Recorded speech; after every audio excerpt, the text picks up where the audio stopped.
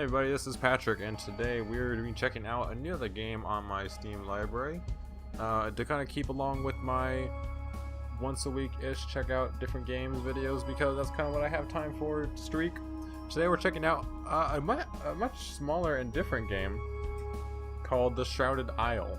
This is kind of, my voice cracked there, this is much different than the other games that we're checking out. I've been checking out a lot of different genres of games really recently, honestly, in addition to my typical World of Warcraft and that kind of stuff. But this is more of like kind of a board game. It's totally single player. There's only one mode to it. It's kind of a resource management board game. The plot is you are basically running a cult that consists of 5 houses in this village, and you have to kind of manage these manage parts of the resources, but they're more like the environment of the village, kind of. There's like penitence and obedience and all these things you have to kind of keep up to keep your cult following you. And you also have to keep up your reputation with the houses, and there's different things you have to do. We'll show it in a minute. It's interesting. I had a hard time the first couple times. Here's the settings menu. There's not much on it. You can change the color of the background, which is kind of cool, to all these things. I kind of just kept it with the I just kind of kept it with the green. I think that kind of looks cool. So there's not much there. I mean, it's really simple. There's not much of anything. It's pretty much all mouse driven. I don't think you can do anything besides the mouse. You can play this one-handed easy. It's a super chill game. Kind of. It's hard. Like, I had a hard time. This is about 3-4 hours into it now. I've ran about probably 5 or 6 runs, and I'm currently in a run right now, which we'll go ahead and just hop into so I can show you guys the middle of a run, and then we'll probably lose out of it and we'll go into a new run. This is the farthest I've ever gotten, though. I think I'm into like the 2nd year. So you start the game, and you get a little bit of backstory here. So really what happens is you have to choose each house. You click on them and you get a view of different people from the house, and they all have different virtues and vices, and those will affect your resources and stuff in each season that you use them. And you have to appoint one person from each house to be your advisor for the season, and then you go through and you have to use them to manage resources and manage reputation with the houses by using their people. And you also have to try to uncover who... Here we go, we're in the new season. Oh, did I just restart completely? I think I lost my old save. Okay, whatever. So this is the main screen here. So you have the 5 houses. I think I just lost my save. Maybe I clicked the wrong button. I wasn't reading. That kind of sucks, so that was pretty far, but oh well. I was kind of planning on making this video. I'm probably not playing too much more of it. It's really fun. I might hop into it every now and then, but I'm playing through a couple other games first. So these are your 5 houses. All the different estates in your cult. This is kind of your cathedral. This is where you reside at. So you can see we have to select a seasonal advisor from each house, and there is 5 years remaining, and then there's 3 seasons per year. I believe I think there's 3 in this game. So you can go to each of the estates, and you can see that down at the bottom these are the resources and which house will increase those things. So you have the Cadwell house. Cadwell house is in charge of discipline. And then you can see that you have the bars down here. They have to stay above these yellow bars, or else you will lose. So if we go to the Kigani estate, the Kigani, I guess, I don't know. You can see there's 4 people in this house. They're responsible for keeping the arrogance of us up, to keep people, not thinking about the outside world, whatever. So they're responsible for this. I have a couple options here. I can rename the villagers if I want to. I never really do. You have their approval rating of you, which you can see down here. It goes from negative 100 to positive 100, in the middle being neutral. If it gets down below negative 75, I believe it's 75, they're rebellious, and you have to bring them back up above that before the end of a season, or you'll lose. So you can do that. You can appoint an advisor for your season, and then you can do inquiries to read about villagers, their vices, and their virtues. So they will always have a vice and they always have a virtue. They range from 3 different levels of it, so I can go ahead and do an inquiry on him. So we know that he's disobedient. This means that he is going to reduce my obedience level, which is down in the bottom right corner, when I use him as an advisor during a season. But how much it will decrease depends on what level this is, and I can find out by inquiring about it. He's only a negative 10, which is the lowest it can be. It's a negative 10, 20, and 30. 30 is what they consider a sinner, and you have to try to sacrifice them all by the end of the 5th year. So he's not bad. He's a good one to take into the years with us, because he's the lowest it can be. So we can go ahead and we'll go ahead and check out his thing. And we only have one inquiry the rest of the season here, so we're done inquiring about them. So we're gonna go ahead and wait and not pick anyone yet, and we'll go to the next estate and check out them. So we have 5 people in this estate, and they're in charge of our fervor. You can see our fervor is probably the lowest next to our ignorance right now. We want to kind of keep that above that bar, otherwise it puts us in a bad spot. So we're going to inquire about the 2 that we can see here, who we know a little bit about already. So we're going to inquire about her. She's a negative 20. It's still considered minor, but it's right in between the minor and the major, and if we basically don't ever want to use her because she has no use in our advisory anymore. At a negative 10, that's pretty much the least it can be, so they're the best ones to pick for your advisory board. Negative 30, you want to have 1 per a season because you want to sacrifice them at the end of the season. We'll get to that when we get to that part, though. We're not quite there yet. So we have 2 negative 20s. We basically never want to use these 2. Oh, my phone just went off in the background. That was great. We basically never want to use these 2 characters almost ever, because they're just not gonna do us any good.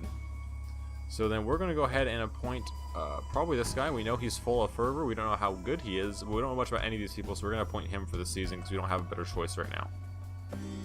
We're gonna go to the Cowboy Estate. There's a lot of people in this estate. So we're going to do some inquiring about the people that we already know a little bit about. We want to go for these first so we know how much they're going to hurt us more than they're going to help us. So we know she's a negative 20. She's a flirt. We don't want that. So we're going to inquire about him and see how bad he is. And he's a negative 20 linguist. So these 2 we know we're not going to want to pick anymore.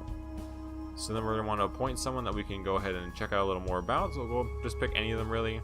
We want to keep fervor up, so we'll take someone that's full of fervor right now. And then we'll go ahead and take out of that. We'll go to the Blackburn Estate, and they are in charge of our obedience. So we're going to go ahead and inquire about, we have 3 that we can see their vices already. So she's good, that's a negative 10, that's not bad. And we'll go ahead and check her out, and we have a negative 20, she's gentle, so we can take either of them. We'll probably want to take her. We're not going to want to use her pretty much ever now. She's a negative 20, that kind of just cuts her out with what I want to do. So you always want to take the lower number. Except for you want to have someone who is who is a negative 30, because that will give you the least hindrance during a sacrifice. So let's go ahead and just check out one. We only have 1 inquiry here, and we have 1 right here, the negative 30. So this is what they call a major vice. At the end of each season, so you have 3 months in the season, and there might be 4 seasons in this game. I think I don't know. I have to look again. But at the end of each section, you have to make a sacrifice. You want to sacrifice people with negative 30 because that is what you consider your sinners, and you want to cull them of your village pretty much. So we're going to want to take her even though she's really bad for our fervor. So we're going to want to take her because we're going to use her as our sacrificial goat for the most part. So then we're going to go ahead and go to the Kigani Estate, and we're going to go ahead and appoint him just because we know that he won't hurt us too much here. And then we're going to go to the cathedral. We have a letter here. These are little events that pop up every now and then. You get options that will do different things. They'll tell you what. So we have a light has been seen in even Kigani's house or window long after sleeping hours have begun. He's accused of harboring one who reads forbidden text. And that was just from a concerned citizen. So this guy is accused of reading forbidden text. So we can inspect him for evidence, and we encourage obedience from our people. We can inform them so they can investigate, and then the house will like this more because we're leaving it to them. Or we can punish them who waste my time with frivolous complaints. So I can just punish the people who brought this up to me and say, don't waste my time, for the most part. So you kind of want to pick what's going to help you the most. Right now our obedience is really high. We don't really need to do that. We can serve to get more we don't need discipline or obedience much. We can probably get some more of the approval from them to kind of keep them higher. That makes it easier for us in the long run. So this is it. We have 5 people right now. We've done our inquiring about them to figure out who we don't want to keep, and from that we're going to go ahead and begin the season. So over here now we have so as we go through the season, we select 1 to 3 advisors to help us right now. And then this will increase the stats that they are in charge of. So basically we never want to use this guy because he's going to give us negative 32 fervor. We don't want that. So we need to increase fervor, so we're going to go ahead and use him, and then you can see the effect he's going to have on our stats. So he's going to bring our fervor up quite a bit. Then we can also try picking up some other stats. Maybe we don't want to use her. We can go ahead and pick up this guy because he'll give us some discipline. He makes our fervor increase less because his stats probably not great for fervor, but it'll increase our discipline a little bit. And we can actually take all 3 of these and increase all 3 stats, but we lose a little bit of obedience in the process. So we're going to take them. This will also give us reputation with each house. So right now you can see this goes through what they did. So he scoured the town and found old world books to burn in a ritual fire. That increased our society's ignorance, so they're not as worried about the outside world. We're trying to keep them just within our cult. He's rumored to be ignorant, so he leads the village in memorizing scripture passages and increase their ignorance by amount we don't know yet because we don't know how high that virtue is yet. We can inquire more about him, so we can, while we're doing this gives a -3 and -6 to the house standing. So you see we're at we're at 26 right now, we're down at 23. But now we learn that he's childlike and it's a minor virtue, so he gives us +5 to our ignorance. He's not a very bad, he's a pretty safe one to pick for us. So we'll go to the next one. They're going to build a monument. They urge the laborers in carving and sanding, and a small shrine to our gods was crafted. We gained fervor. She spent extra time at the monument construction sites, so we gained more fervor. We just don't know how much.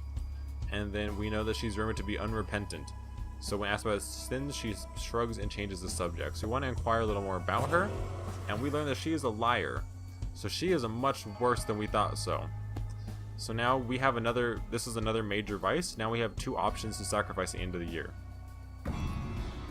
So we're going to go to the next guy, and we're going to learn a little more about him. So you want to take people, if you want to take either -10s, that will give you the safest option without losing too many stats and kind of playing it safe, or you want to take people you don't know about, so you can inquire more about them to learn if they're your bad ones or not. So we know he sees forbidden desserts and fine cloths, ensuring steadfast focus on the prayer. And then he spent extra time in the demonic construction site, so we gained fervor. He is rumored to be unrepentant, so we can inquire about him, see how unrepentant he is. And we have another -30 in our midst. That's bad. You can see our penance suffered a lot because we used him. Regardless of if you know how much it'll affect it or not, it will still affect that number. So when we used him, we lost 30 to our penitence, but we didn't know we lost 30 when we used him. That's the danger of using that. So now we know that we need to work on getting our penitence up. So we're going to have to work on getting that up now.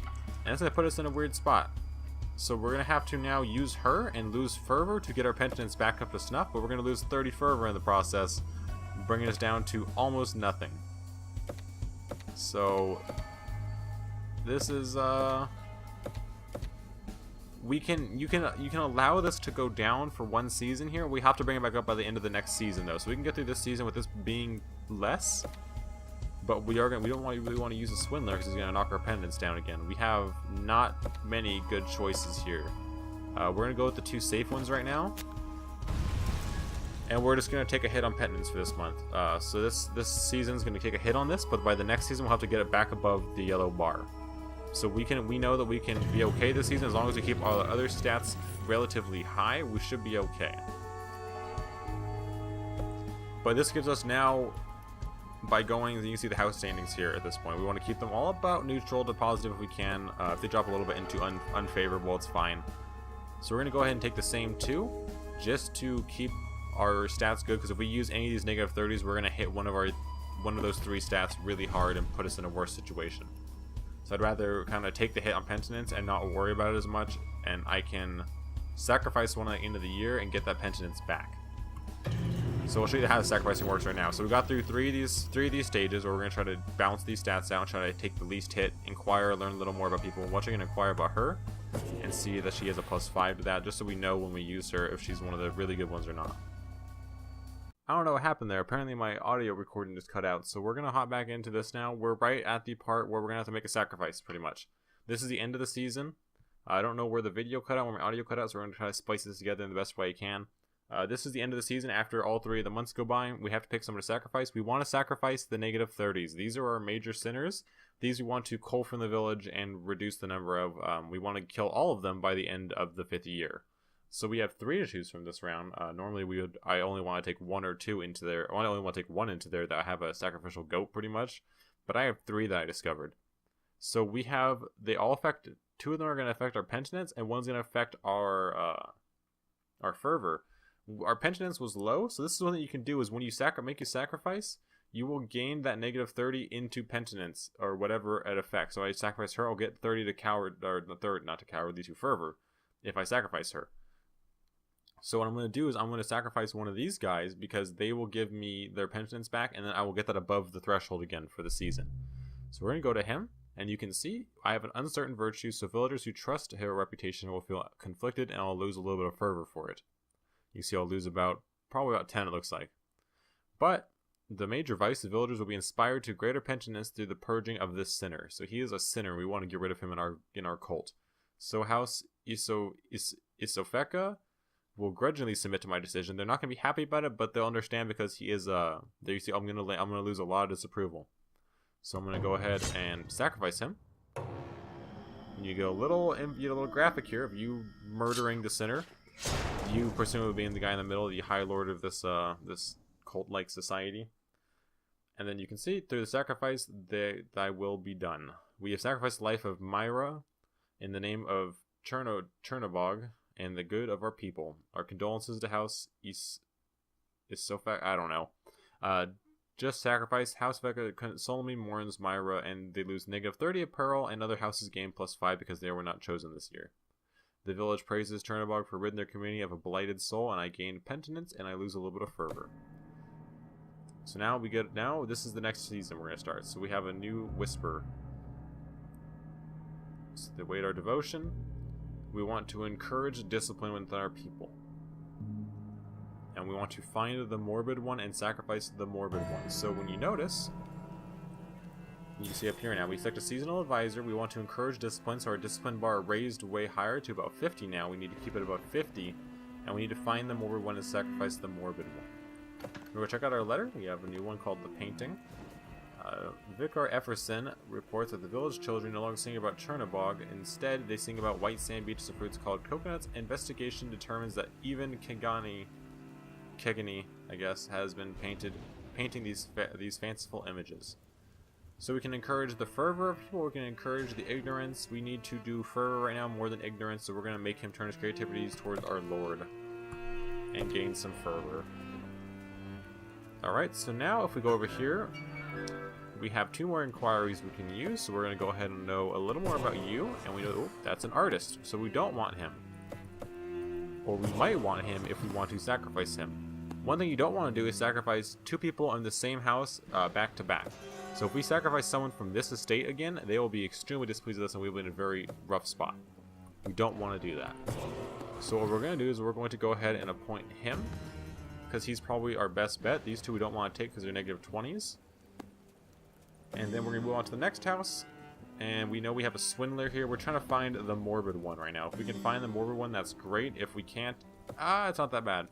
So we'll go ahead and check her out. She's lacking fervor, and she's just lazy, so we don't want to take her. We'll go ahead and take her because she's full of fervor, and we'll learn a little more about her throughout the season. In the Blackburn house, we're going to go ahead and investigate him. We learn that he's generous, and we don't care too much about him anymore. We're going to inquire about him as well, and then we'll probably appoint this advisor, and we'll learn a little bit about him. Over here in House Efferson, we'll go ahead and inquire about you. We learn that she's gentle. We're not too interested in her anymore. So now we have a choice. We have an artist over here. They're in charge of our ignorance. We're pretty good on ignorance right now, so we'll probably go ahead and pick her. They're in charge of our penitence, and our penitence is also okay right now. So we can choose to sacrifice either this cowardly or the artist, and that will, increase one of the 2.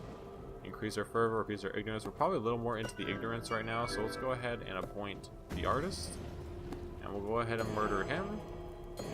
Over here, we will go ahead and appoint probably this guy, and we'll learn a little bit about him throughout the season as well. And then we'll go ahead and begin the season. So now the new month begins, June, July, and August. And we're not going to ever pick him. We'll pick him so we can learn a little bit about him. We know that he's going to increase our fervor. We don't know what he's going to decrease. Besides that, he's going to decrease our penitence a little bit. We don't know how much, though. We want to increase our penitence, so we're going to go ahead and pick that, but he's going to knock our discipline down, but we don't know how much. So we're going to pick her to increase our discipline, because we need to keep those 3 stats up. And this way we can use the inquiring system to learn more about him He's not great. So now we know we're not going to pick him in the future. Also, not great, not going to pick her in the future. You can read over these, but for the most part, we got an idea what they're going to do about these bars at the bottom. And we found the pervert. So we do not want to pick him anymore, because he's going to drop our stats a lot. We also want to start using this house a little more, these two, to keep their stats a little bit higher. So we want to be careful, because he's going to drop our discipline. We really need discipline right now. That is the big thing we need, and we also need to take him to increase our obedience back up. So we're going to pick these two for now. Kind of ignoring the houses we need to take care of, just because we need to keep our stats in line as well. That's another important aspect of this. So we're going to go ahead and check it out, see what happens. We're going to inquire about him to see what he knows. And he's only a -10. So he is actually one of the best you can get. A +10 and a -10. He's probably the least painful, the least hurtful one you can bring into your advisory board. So I know that he is safe to pick. We need to keep this guy. -36 is not great. And we'll be okay because we're going to sacrifice the artist. If we can't sacrifice him because he's going to bring us down in a way that's not going to be okay, I think, in the end of this. So we're going to go ahead and just take these two. I can't take him, really. So we're going to take these two again. We're trying to keep our stats as in line as we can, because that's going to... We got to kind of try to manage this discipline right now without losing these other stats below. We're pretty low on a lot of stats. This is where it gets difficult, is trying to balance this and keep it up before the end of the next season. We have one more round to go through. This is going to be a problem, but we'll get them up +5 more when we sacrifice, so we'll be okay. Oh, we're at the sacrifice right now. We should be okay. So we know who we're going to sacrifice this season. So we convene. We're going to pick the artist. They're going to begrudgingly submit to my decision because we didn't kill them last round. We're going to gain ignorance, lose a little bit of fervor, but we'll be in the clear still. We might... I don't know if we might lose because of the obedience, though. I don't know if we're going to lose about that. I forget if it applies this round or next round. So we sacrificed him. Oh, so we have one more. So it's going to tell us, it's going to give us a warning. There we go. Warning. Too many voters are discarding the rituals of fasting and focus. I must enforce discipline by the end of the season. So if we do not get this discipline above by the end of the season, we will lose. Now, we just got a new pop-up saying that there is a contagion in the city. That unlocks the tower to us. We have 3 cages. We can go around here and we'll be able to do a little bit of spotting to find someone who is... We don't see him right now, but you'll get a red stat on their virtue, and that means that they're infected and must be quarantined to the tower, where you can learn a little more about them and try to purify them of their illness. So we're going to go ahead and do more inquiring over here. She's just a -10 Xaarus. So this house has a lot of really good people. We're going to appoint the -10, and we'll just learn a little more about her. And then we already got rid of a sinner from this house. We got rid of a sinner from this house. They are at dissatisfied, so we want to use them this season. Without... And I don't think they actually have any -30s. I'm going to appoint him and take a risk. This is a risk because we don't know. He could be a -30, and then I won't use him very much, and that will really disfavor this house. It's going to be a little bit of a risk, but it's going to be okay for now. We know that this house has a -30 and has not been sacrificed from yet, so he is a good candidate to being sacrificed. Mr. Cadwell here. Over here, we have no sinners, no major sinners that we want to check out quite yet. So we found, there we go, a -30 embezzler. This is also a good, they're satisfied, so they're a pretty high rating right now. This makes them a good candidate to take for the sacrificial goat. Because she is a -30 and she's on the discipline, it will help a lot at the end of the season. I can bump this up above the rating here. We should be okay. And then it won't hurt them standing too much because they're already at +53. They'll take a -30 hit. We'll be in the good still. Over here, we know we got a couple people here. We know we have the pervert over here, and we have a -20 here, so we don't want to use her. We're going to go ahead and appoint one of these two down here and just kind of learn about them. And then from Cadwell, we know they're going to be safe this season because we already have someone else we're going to sacrifice. So we're going to go learn a little more with our... we find we have a kleptomaniac here, so they have 2 to sacrifice here. We're going to go ahead and appoint this one to learn a little about her. That's a risk, but we're going to take it. And we have no info about the tower quite yet, and we haven't seen anyone who has the disease yet, but it could pop up in this next season. I'll probably go through one more season, and we'll probably call it an end of the video. It's about 30 minutes already, and this is pretty much it. You're just going to go through, balance these things, learn more about your villagers, and try to cull out the weak ones, use the good ones to keep your stats up. So we need to increase discipline, and we also need to learn about her. So we're going to take her. We need to learn about her, so we're going to take her as well. I want to learn about her, so we're going to take her as well, and we're going to take and see what we get here. So we're going to inquire. She's a -10. That's good. That's not bad at all.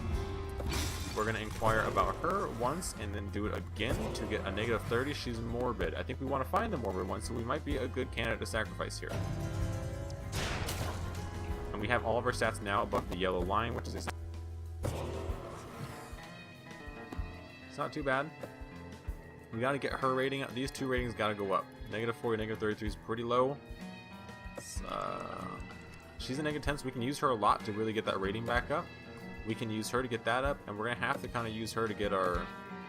She didn't take her fervor down low, but we have to use her to keep that stat up for now. If we can sacrifice the morbid one, we'll probably sacrifice her, just because that's what the Whisperers told us to do. Otherwise, we'll sacrifice our first one, and we'll go with the first scapegoat we took, and get our discipline if it's not high enough. We'll use that to keep our discipline up. See over here right now, we're doing decent. It could have been worse. It could be better. We're not too bad. Definitely in an okay position. Keeping these stats a little bit raised. We might want to use her a bit. I think she is our -10. We can use her. Drop her in here. It drops our penitence down. We want to drop that up and keep our discipline up. This will be okay for now. Keep our fervor right above the limit, it looks like.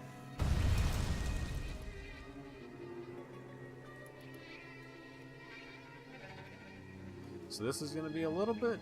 We're gonna a little bit dicey here, but we're okay. We might be okay. I think we have one more round this time. Or do you have? I think this is our third round. I think we're okay after this. One more. Keep these stats up. She's pretty low. It's kind of a problem. Maybe a problem. All right, season end draws near.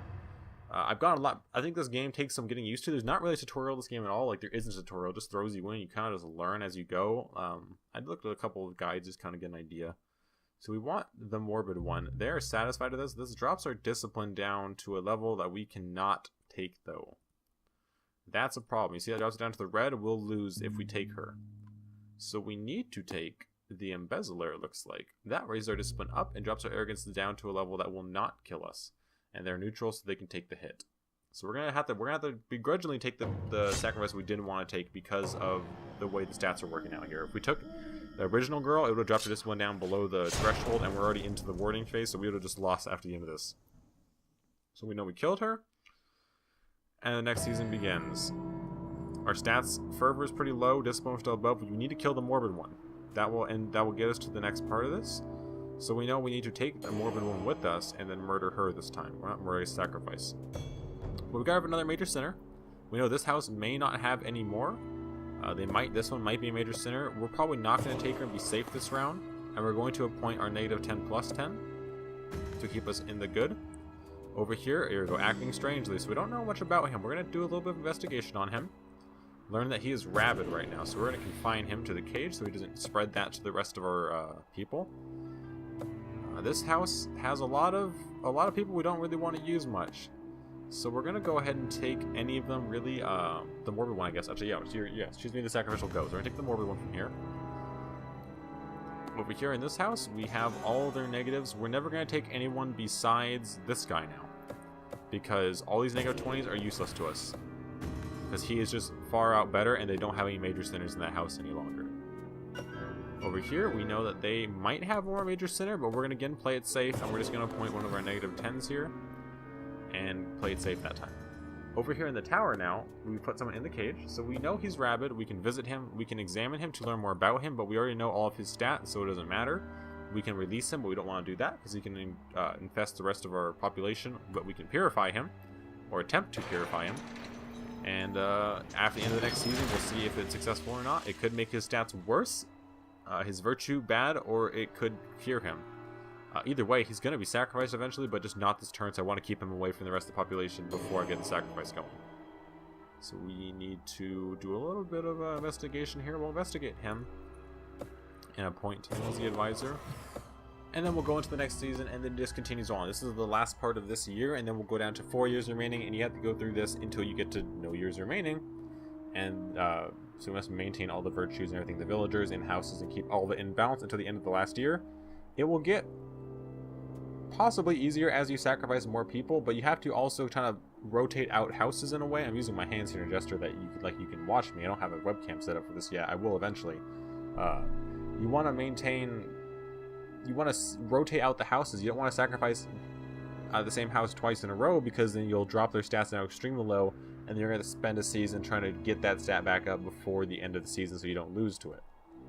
So you want to try to rotate as much as you can. You might get stuck in a situation where you hit twice. If you're up like in like the plus 20-ish, like this guy, we could sacrifice twice and he might be okay. He'll be very low, but we might be okay at the end of the season. So it's just all about watching these numbers and managing it. It's actually pretty fun after you get the hang of it. It took me about 4 or 5 runs to really get this down and figure out what I'm doing. But now that I've done it a couple times, it's pretty fun. I'm gonna probably end it with that. The game is not too expensive. I will put the price down in the description. I forgot to check again before this video. I just kind of was playing some more. I was like, I could do a video on this now. I've played about 5-6 hours out of it so far. Probably about 5 now. I'd say it's good for about 5 to 10 hours if you really like it. I might play another round or two, finish this one out, maybe try another one, maybe try to beat it once. If not, you know, oh well, it was fun for the first while. It's a really cool atmosphere, really cool premise to the game. There's not many games that do like running a cult. It's cool, it's dark, it's very dark if you read over the text and stuff. There's a lot of reading. You can do a lot of the text when you do like the prompts, when it goes through and tells you what they increase, what they decrease. It gives you a little write-up about it, and it's fun to read. So it's a cool game. It's a very unique game. I quite like it. Like I said, it's good for probably, I'd say it's good about 5 to 10 hours, 10 hours at most probably. The replayability isn't super high because there's no rolling over progression or anything. Like, this is it. The progression in between rounds, there just isn't any. It's the same game every time. The stats change, you know, houses change a little bit and stuff, but the gameplay is the same. There's no unlocking, there's no meta progression or anything like that. So replayability is as replayable until you get to the point where you know what you're doing and you can beat it, or you just get screwed by luck, in which case you just get frustrated and quit, like I do sometimes. That's kind of it though. So I'd say 10 hours at most. I give it about 5 is my probably good point. I've played about 5, and I'm getting to the point where I'm like, I'm probably good at this game now. It was fun. It's a cool game to check out. It's a really unique game. I'm glad I checked it out. I'm glad I got it from, I think recently. I'm glad I played it. That was cool. So anyways, I thank you guys for watching. If you guys do like the content, please go ahead and like, subscribe, leave me a comment, and I will be sure to get back to you guys on all that, as I'm working on getting on a weekly upload schedule right now. Every Monday or Sunday, I'm not quite sure yet. I'm kind of getting some backlog videos ready for that. I just put one up about Dungeons 2. Fury is coming after that, and then we'll have this one, and I think we'll do it on Thief after this video, because that's another game I'm playing through right now. So, thank you guys for watching, and I will catch you guys in the next video.